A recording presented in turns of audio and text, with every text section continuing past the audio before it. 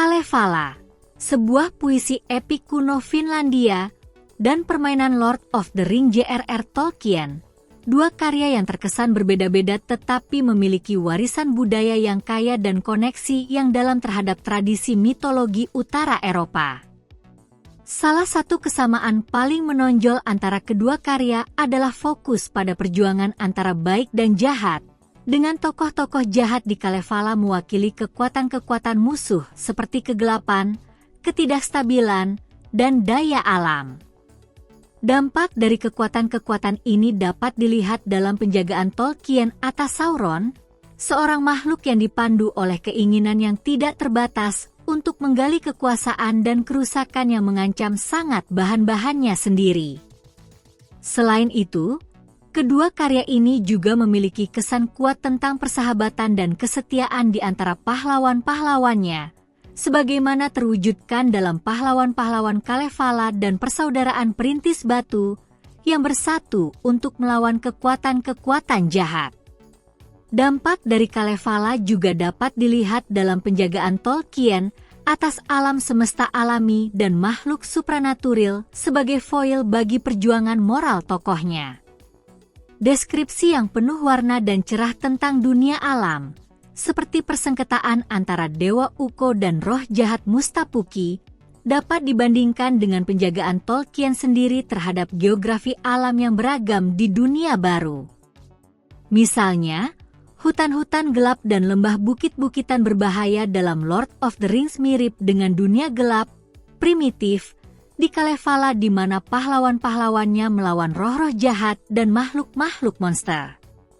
Selain itu, emasan penjagaan Tolkien terhadap pentingnya adab, kesetiaan, dan penghormatan kepada alam juga dapat dilihat dalam penjagaannya atas tokoh-tokoh seperti Gandalf yang berjuang dengan tekanan untuk menguasai dan mengontrol dunia alam.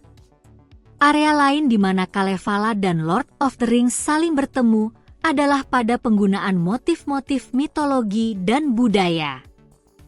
Kedua karya ini secara ekstensif memanfaatkan mitologi-mitologi utara Eropa, menggabungkan elemen seperti alat-alat magis, misalnya perhiasan batu salib dan panah ajaib, makhluk supranatural, misalnya elf dan roh, dan intervensi dewa, misalnya Vala dan Ukko.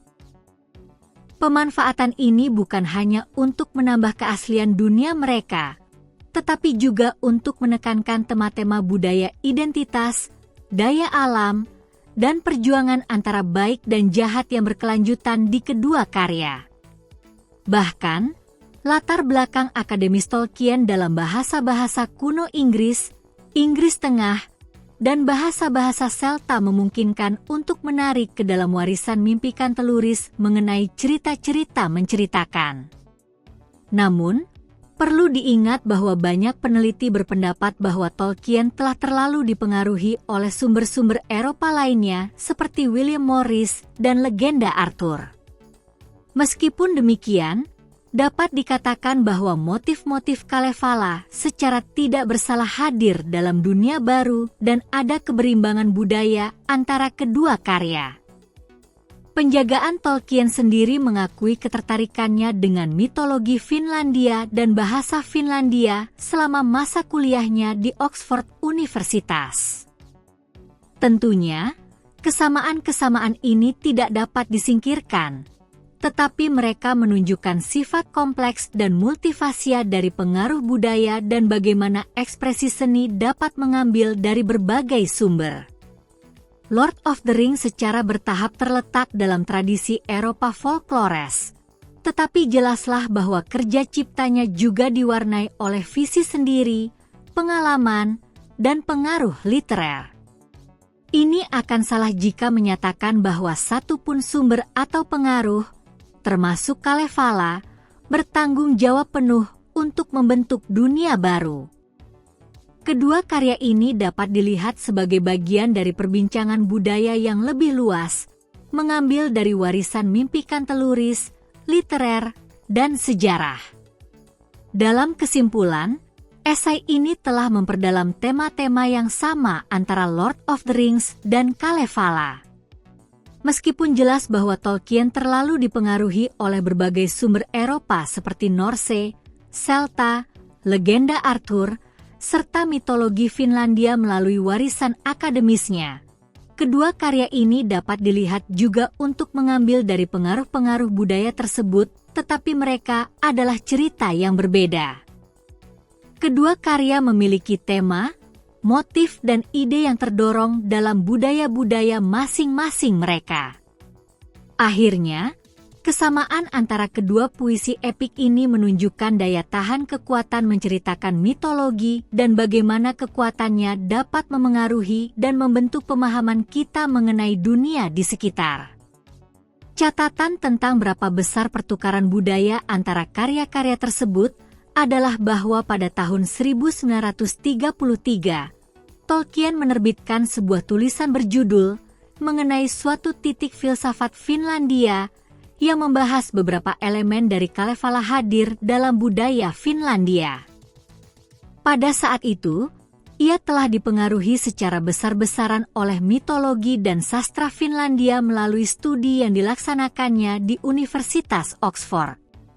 Selain itu, pertukaran budaya antara karya-karya tersebut masih satu area yang memerlukan penelitian lebih lanjut. Namun, peneliti telah menunjukkan tema-tema bersama, ide dan pengaruh antar Eropa folklores seperti Lord of the Rings. Terdapat kebutuhan untuk bekerja sama lebih lanjut dalam topik ini agar dapat benar-benar dipahami. Dalam ringkasan, sekalipun ada kesamaan yang dapat dilihat antara keduanya, konteks budaya dan sejarahnya harus tidak diabaikan. Pada akhirnya, perlu diingat bahwa Lord of the Rings secara bertahap terletak dalam warisan Eropa folklores. Tetapi jelaslah bahwa kerja ciptanya juga diwarnai oleh visi sendiri, pengalaman, dan pengaruh literer. Ini akan salah jika menyatakan bahwa satu pun sumber atau pengaruh, termasuk Kalevala, bertanggung jawab penuh untuk membentuk dunia baru. The Lord of the Rings menempatkan elemen-elemen dari berbagai sumber tersebut untuk menciptakan narasi yang unik yang telah menyegarkan audiens di seluruh dunia.